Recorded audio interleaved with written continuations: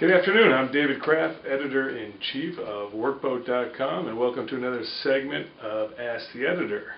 That's right, it's Fat Tuesday here in New Orleans, otherwise known as Mardi Gras Day. That's why I have the beads here. And that is a day when state and city offices are closed. I have to work, and they throw a lot of stuff at parades. They throw footballs, got more footballs, crew of Toth, you got smaller balls, they throw that. Oh yeah, spears, see I got a spear here, oh another spear, get rid of those. Oh, and my friend's parade the other night, all women parade, they throw decorated women's shoes, old shoes, it says Muses 2011 on it. Ooh, it smells bad, doesn't it? Anyway, let's get to our question of the week, which has absolutely nothing to do with Mardi Gras, and it's from Thomas Kern, who works for West Coast Contractors. They're in Coos Bay, Oregon, and they're a heavy construction company, and they do most of their work over the water, bridges, docks, etc. And they're also building the new dock facility right now for the NOAA ships, which will dock in Newport. They're moving from Seattle. And Thomas writes that he's a truck boss. He also takes care of tugs. And he's a licensed captain and a subscriber to our magazine. Very smart guy.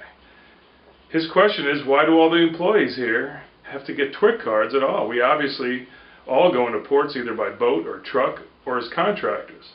I also sometimes run a research vessel and belong to the Coast Guard Auxiliary. Not one of us has ever had to produce a TWIC card. I mentioned this to the Coast Guard commander at Station North Bend, Oregon, and he didn't even know what a TWIC card was. That's just brilliant. So why did we have to spend the money and time to get these cards? Just to give the government more money? Well, Thomas, exactly. I've been preaching against the TWIC card for years in our magazine and online, and in fact, well, I don't really have an answer for you. I will make a statement, and I'm going to delve into the archives of April 2009 when I wrote for the e-newsletter. I said, hey Mariners, are you still twicked off about having to fork over $132.50 for a useless ID that does nothing to increase security or prevent a terrorist attack? The workboat industry told legislators and the Coast Guard 7 years ago, now 9 years ago, that the TWIC card was unnecessary, was costly, and would do nothing to prevent a terrorist attack and improve security.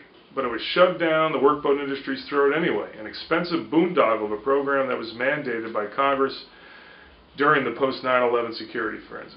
Unfortunately, cooler heads didn't prevail when the Maritime Transportation Security Act was passed in 2002, which is ending up costing taxpayers and the marine industry billions for useless security upgrades.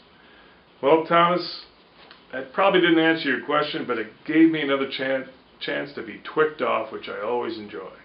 Happy Mardi Gras, everyone.